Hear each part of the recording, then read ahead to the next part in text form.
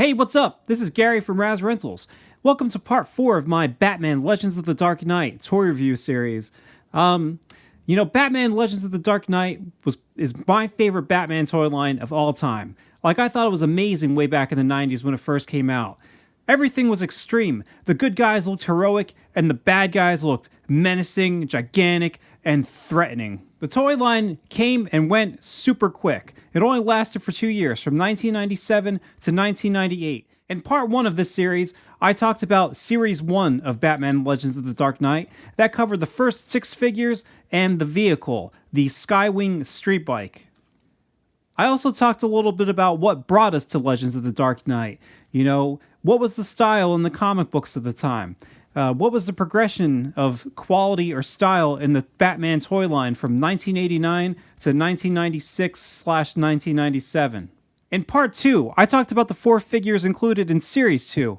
And I talked about the amazing Joker in that line. The Joker villain in that series is my favorite Joker toy probably of all time. He's awesome. At first you think he's this big hulking guy, but you blow off his chest and you find the real Joker's body underneath holding a Smilex bomb. It's really cool, and check out my video if you can. I also talked about the Toy Fair mail-in contest for Series 2, where all you had to do was take a picture of yourself showing how much of a fan you were of Batman, or how much of a big collector you were of Batman. You send it into Toy Fair, and you could possibly win a set of Series 2 repaints. And they supposedly are some of the most rare Batman figures of all time. In part 3, I talked about the 4 figures in that line. The very awesome Man-Bat Penguin, Underwater Assault Batman, and a Robin figure. He's actually a pretty cool Robin figure. I don't mean anything by that. And I also talked about the inspiration for a lot of the looks of these villains in this very cool line. Now, in this final installment of Batman Legends of the Dark Knight, I'm going to talk about the final 6 figures. Now, there's actually some pretty awesome things going on here, so they went out on a high note, especially that the regular Batman, without all the, neural suit technology, he looks just like a perfect Kelly Jones Batman action figure. And, I didn't even know this thing existed when it first came out. I didn't find out until 4 years later, whenever I went to college. And I started shopping on eBay for Legends of the Dark Knight figures. I wanted to get Man-Bat, Joker, Penguin, and then I saw it. Clayface. And I was like, holy smokes. And I think at the time, from what I remember, you had to what I read on eBay was that you had to mail, these were all mail away figures or something like that. But I don't think that's true, because on maybe Clayface might be. I'm not 100% sure. I have no idea. But I do know that my Batgirl figure, she still has her KB sticker. I've seen them in comic book stores. So I don't know. I don't know what the deal is. All I know is that it was the end of the line, and it was also the end of Kenner being the producers of Batman toys. So these guys, Batgirl, Clayface, That Batman, and Lave Batman, they were all produced while it was still owned by Kenner, and then later on, That Batman and That Batman came out, and it had switched to Hasbro. So let's get started here. First, let's talk about Batgirl, because ladies first. The beautiful red-haired daughter of Gotham City's police commissioner, Barbara Gordon leads an arcane double life. High school student by day, Batgirl by night. A hand-to-hand combat expert, she has managed to tap into Batman's neural suit technology, making her crime-fighting ability doubly dangerous to Gotham City's more sinister criminal element. Donning a powerful set of wings, Batgirl swoops over the city like a bird of prey hunting for justice. So, let me open by saying this. This is supposed to be a high school student? I would have at least said college student. I mean, this is pretty revealing for, if this is a high school student to be running around hanging out with a bunch of lonely, brooding guys. I can't imagine that Commissioner Gordon would be very happy about his high school daughter wearing this outfit and fighting crime. So, let's all pretend what this should be and say that she's actually a college student and there was just a mistake on the card, right? So, this Batgirl is a pretty decent action figure. You have to remember, at this point in time, in comic books and this is kind of the middle of the bad girl phase. maybe by the end, maybe around the end of the Batgirl phase, where you had characters like Vampirella, Lady Death, and characters like that, even like Jim Ballen's Catwoman, like making a huge presence in comic books and in Wizard magazine. So, it's not surprising that they would put Batgirl in this kind of costume.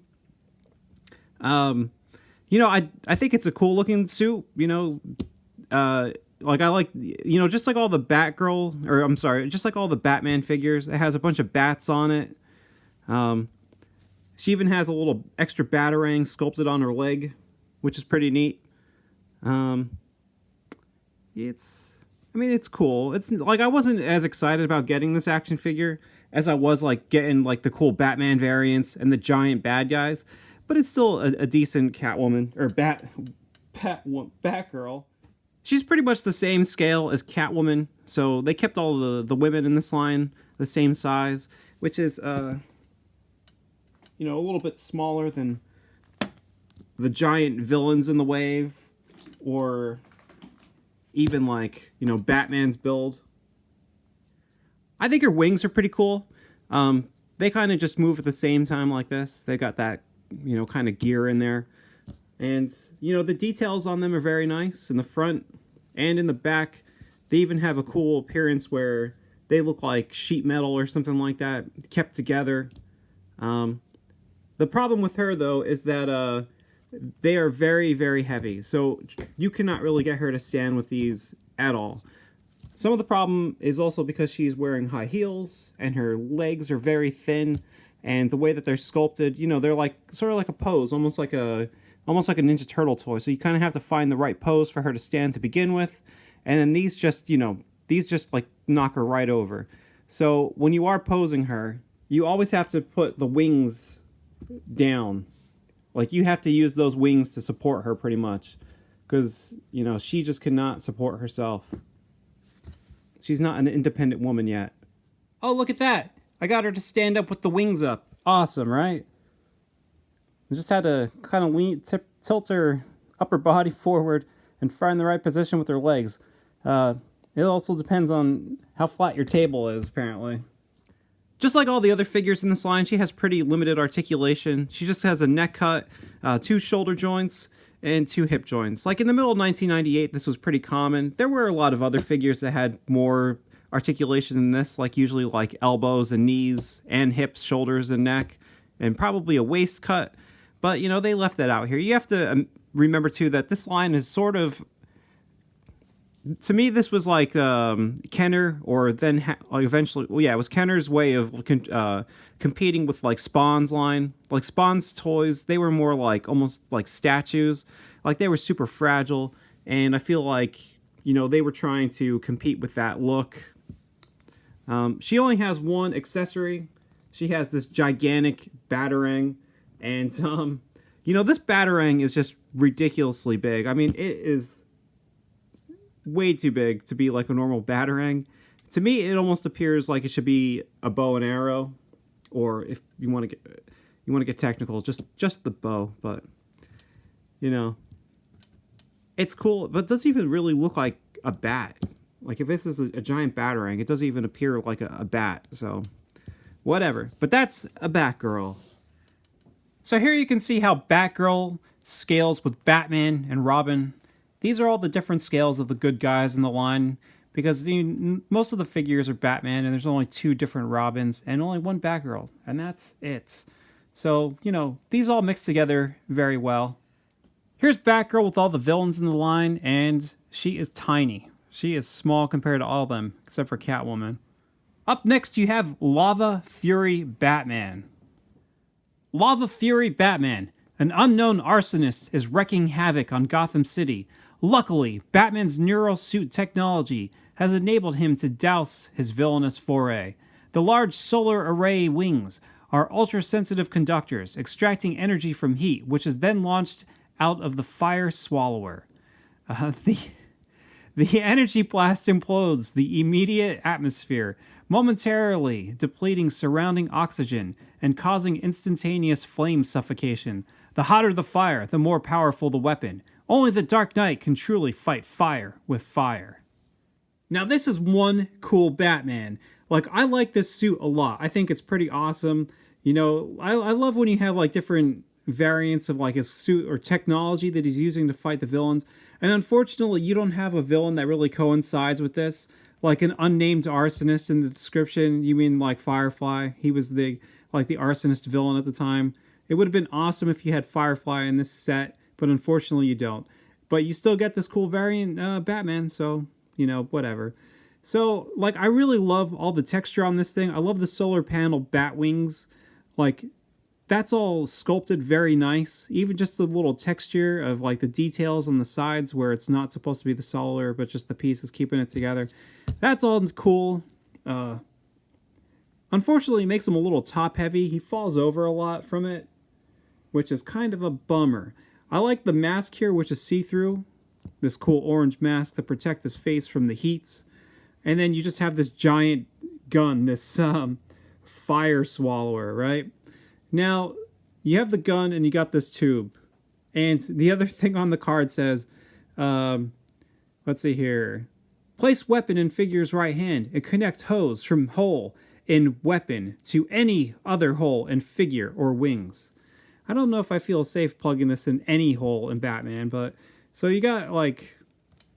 You got two in the wings. You could plug one in the shoulder. And, like, that's just, like, weird. Like, why would you even do that? Like, you'd plug it in the back, or you could plug it in the front. So, like, I guess that's, like, a cool play feature, but I don't know. It's... I just plug it into the back of the wings. Alright, so we take all that junk off of him. That cool junk. Let's take a look and see all the details on this guy. First of all, you just have like really cool details. It looks like he's wearing a suit to protect him from fire. Even like this red part here, it has like a texture to it that, you know, when I look at it, I just kind of think of like fire retardant insulation or something like that. The belt is very cool. And just the gloves. And I don't know. I think it's a very, very cool suit. Got a little bit of treads on the bottom of his shoes. And, ooh, look, he's got a little wristwatch with a bat symbol on it. I have a wristwatch with Batman on, too. He just looks cool. It's a very nice suit. I like the colors. You, just like Underwater Assault Batman from Series 3, you kind of have like almost like a tie-dye effect on the suit to try to break up the color and make it even more interesting looking. All the Batmans in this line had very specific like designs on their heads to make it look like armor or whatever. But pretty unusually, this head does not. It's just a regular Batman cowl. So, very different. But, like I said, you got this very cool extra mask to protect him from heat. The back of his wings are very detailed and they look awesome. Like, it just looks like you have a bunch of different plates of metal all put together and just a lot of really nice textures on here to make it look interesting and exciting. You even have, like, the little solar panels around. You have the bat symbol in the middle there. It's just very neat looking. It's a very cool design. And when you turn it forward, you just have a lot of little details and... just cool looking things all going on here. I do like the solar panels on this. It's really well done. Now this is the fire swallower, and this and the wings just make it difficult for this guy to stand up because this is either making him fall forward or the wings are making him fall back. This thing almost looks like a guitar, but it looks neat. You know, it looks like some kind of blaster out here. And just like the wings, you just have a ton of cool details. Like, I don't know what any of this stuff is supposed to be, but it looks awesome. I know these are tubes, you know. There you go. I know something. The only thing is, like, when you start to get stuff like this, like, they had to put this here for the handle. Stuff like that, you're like, oh, that's not the nicest, most visually attractive thing. But what can you do? It's what they had to do at the time to design this thing and make it.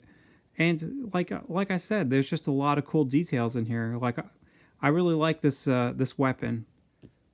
Suiting this Batman up is very simple. You know, you get the helmet on him, and then you just plug this piece in the back. And then He can just grab the fire swallower. I don't. Why would this be the fire? I guess. What? I don't know. I don't get it. I don't get what this. All right, come on. It's kind of. There we go. Oh, my wings fell off. There. Oh, but he's not done yet. You got to stick the tube in the hole and stick it into one of the holes on Batman.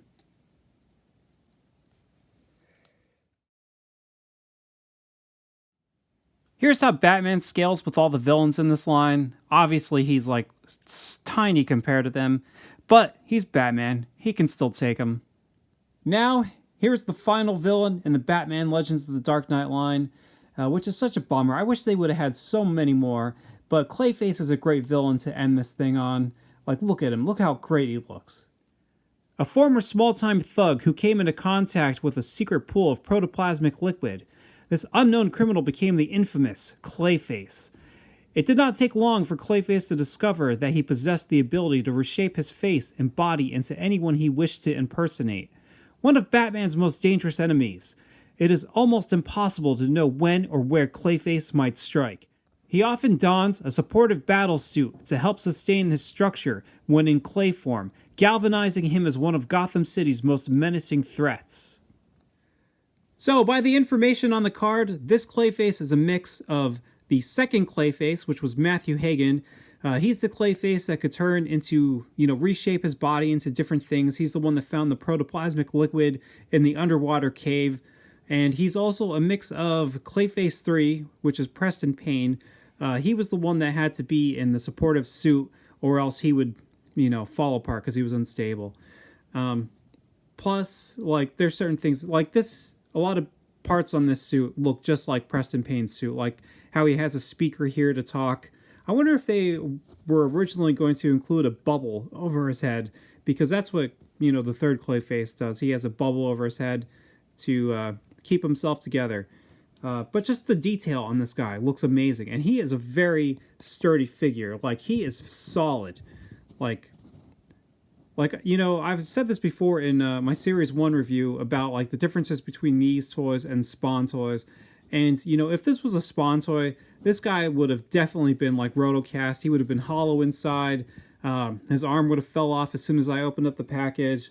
But this guy is just super heavy and just, very sturdy. It's really a good figure. Kind of like Batman, a lot of the plastic is kind of like a mix of different colors, which is very cool because it makes this very natural look of the darker plastic and then the brighter plastic. Some of this might be paint too, but in the chest, that looks like it's different. That looks like it's mixed to look like that. So I'd be curious how much of it is and how much of it isn't. Even the green looks great. The tubes all over his body just look fantastic. Even his hands.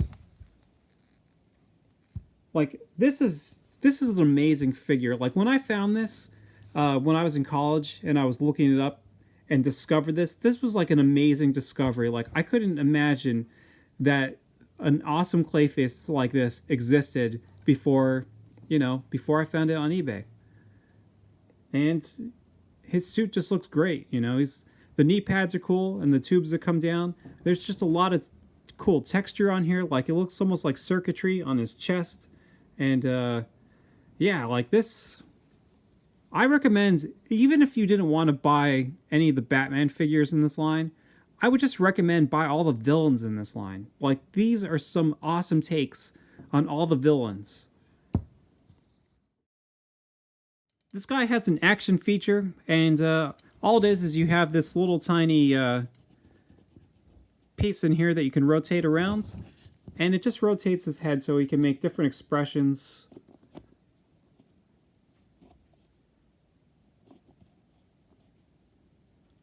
It's pretty cool. Plus, it just looks like, if Batman was over here, it looks like Clayface has a couple different faces just coming out of his head. And, of course, that would, freak you out if you were fighting this gigantic guy. Just like all the other figures, his articulation is very limited, and he stands really well. For the most part, he doesn't topple over too much. You can actually put his, no, maybe not. No, you can't put his arms completely out forward, but you can kind of put them at a little bit of an angle and he'll still stand up just fine. But the articulation is, of course, the head moves around, the shoulders move, and the hips move, and that's it. He's just really an amazing toy, and he towers over Batman, so, you know, he looks powerful and scary. Like, I love this toy. This is a great Clayface action figure. Here's how Clayface scales with the other villains in this line. I'm pretty sure that he is the tallest. Just by a little bit, he's a little taller than Scarecrow's hat. And his bulk kind of matches Bane a little bit, but he's got those giant arms and those giant hands, so I don't know. He looks like the biggest of all. And now, here's the last Batman Legends of the Dark Knight action figures released by Kenner.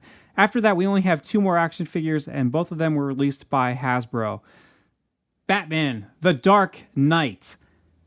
As a young boy, Bruce Wayne witnessed his parents fall victim to a senseless criminal act. From that day on, he directed all of his efforts towards the eradication of crime and the vindication of his parents' death. Bruce studied criminology and perfected his fighting skills until they became hyper-developed. By day, he was the wealthy, jet-setting philanthropist Bruce Wayne.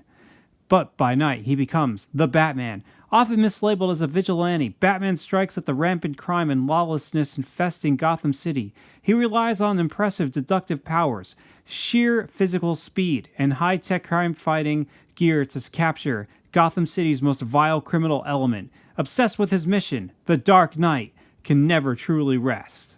As you can see, this is one giant cape, right? You know, this figure is huge. If my hand is here, it almost, it stretches longer than from my thumb to my pinky, right? He's just gigantic. And unfortunately, because he's so big, I won't be able to show him on screen too much, because when you show him like this too often, you know, you have to shrink the figure down and you won't be able to see him close up and see all the details on him. So let's get a closer look on him. Now, there's not much to this Batman because he's just a regular Batman, you know, he's not like, he doesn't have anything special for his suit. It's just the classic Batman look, except his underwear is gray still. They just, I wonder why they didn't color that blue. That's interesting. But yeah, this figure is awesome. And the cape looks fantastic. And when you have it, you know, in the package still, the cape comes in pieces because it's so big you have to put it together. And, you know, this is almost like a statue.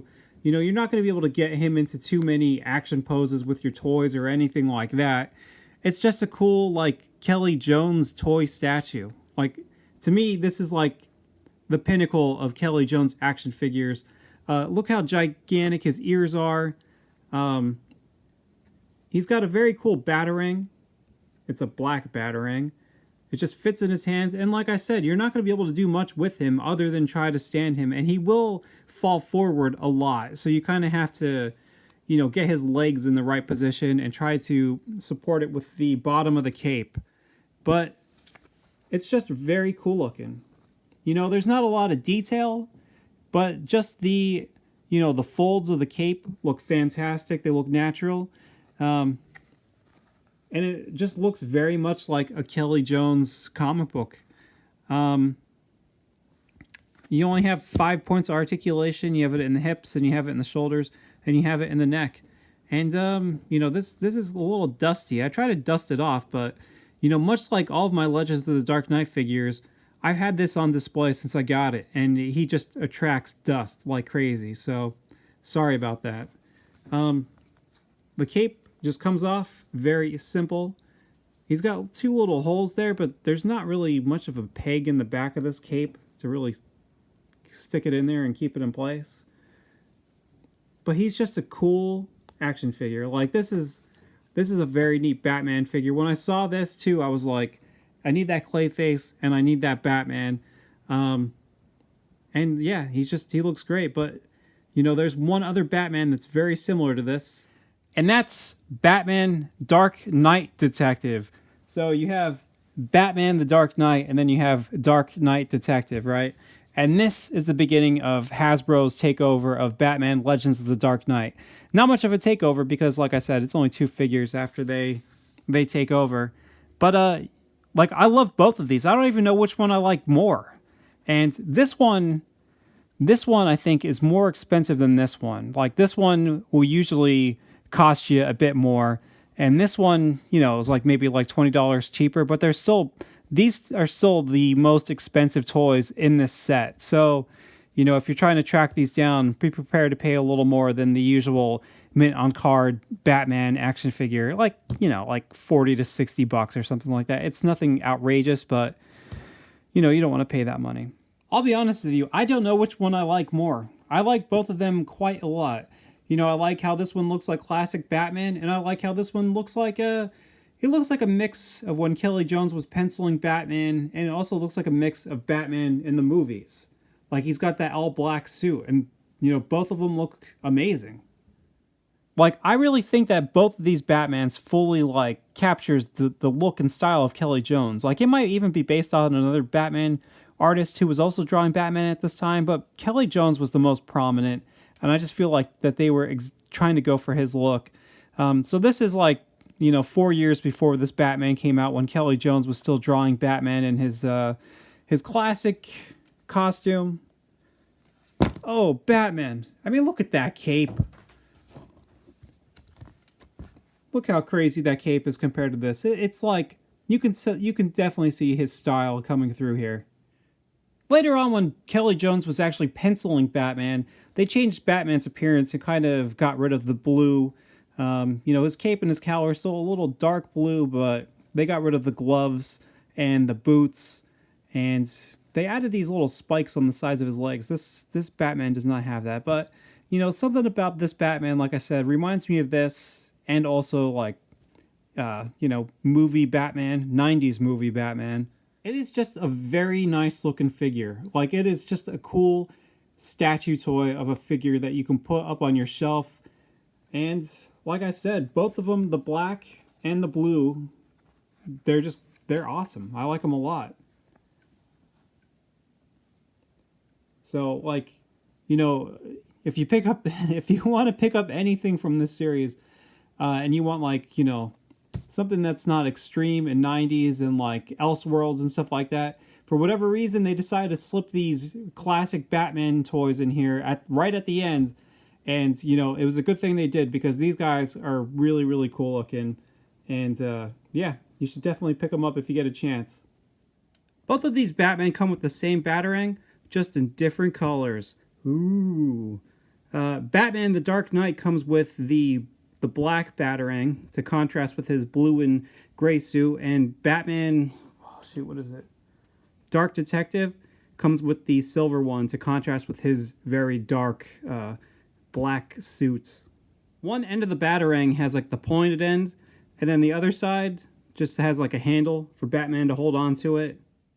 And we have one final figure, and I hate to end it on this figure, because after that last set of two figures, this guy is a little bit of a letdown, because those two figures were awesome, and this figure is okay, but it's also a repaint of Spline Cape Batman from Series 1, and Spline Cape Batman, I don't know, I thought it was a little cooler than this. The color scheme on this guy is still a little cool, but I don't know, I almost didn't pick this up, except that little voice in the back of my head was like, you need to buy them all, you need to get that one, you need to get that one. So I bought them, and it's cool to have, but you could just have Spline Cape Batman and you're perfectly fine. This guy's bio was incredibly long. A sinister cloud of evil has once again settled over Gotham City, but from the darkness of the shadows, a faint glimpse of tempered steel catches the eye. In a split-second flash, a furious blade of silver and black screams forth, Shatter Blade Batman has arrived to even the score. Using a secret, revolutionary technology, Batman has designed a suit which responds to his brain neural signals, making his entire body a living, breathing weapon. His cloak is comprised of several massive, independently responding spline blades that strike out with razor swiftness, according to Batman's most minute battle instinct. The multiple blades are forged from a new miasma fiber material. I don't know that word. I know that word, but I don't know how. Miasma fiber material of unprecedented strength, capable of cutting through stone, concrete, and steel. The blades can be activated individually or collectively in limitless combinations of attack and defense. Such a weapon now gives the forces of justice the definitive edge. So, first of all, let's just talk about things that are cool about this guy, and then we'll compare him to Spline Cape Batman. The color on him is pretty cool. Like, I do like it. I like the silver. I like the blue color and the black. That looks all fine. The detail, just like Spline Cape Batman, is pretty awesome. As I said in that review, you have all these vents, you have little tiny rivets, and like, so many lines and stuff. He is one of the most detailed figures in the line. The spikes coming out of his back, or these splines, are pretty cool. The materials actually feels different than Spline Cape Batman. It actually feels not as sturdy or strong. Like, this is very thin compared to Spline Cape Batman. And like I said in that video too, just the detail on the cowl is pretty cool. Like, I like how it actually looks like armor. He looks pretty neat. He looks like he's actually ready to battle the villains in this apocalyptic, dark Gotham City. So here's the original Spline Cape Batman next to the Shatter Blade Batman. As you can see, I mean, it's the same exact sculpt, of course it is. It's just a color variant. A color variant with a different name to try to trick you into buying another one. And I fell for it. I'll admit it. Preference just really depends on whether you like silver or gold. I like this one more. I just think that this looks cool. I like the colors on this look fine. It's just, I don't know. I just think that this is a better put together figure. And that's really it. There's not much else you can really say about it. Like I said, see how this is kind of flimsy and this is sturdy. Well, that's all, folks. Oh man, Batman Legends of the Dark Knight. Such a short-lived series. Only 2 years, 22 figures, if you count the variants, but don't include the Toy Fair mail-away figures, because they're almost like non-existent at this point since you can't find them. But yeah, what an amazing toy line. Like, this was back in 97, 98, back when like toys were like exploding and becoming even more cool and more detailed than you could have ever possibly imagined before that. Like, around the time that these were coming out, I remember the Venom Planet, the Symbiote toys coming out, and it was just like groundbreaking, and it was just like, it was blowing my mind at the time. Like, I couldn't imagine. And now toys, they're still very cool. But there's also like, all that excess style that was alive and well back then has been dialed way back. Things have gotten a little calmer. Articulation is better, but you don't have just these crazy styles anymore. And I kind of missed that a little bit. And like I said, this was a Batman series that I looked very fondly through my, middle school years and high school years. And once I started getting these up, like buying them, like, it was definitely worth it. I was pretty happy. So talk to you later and have a good one.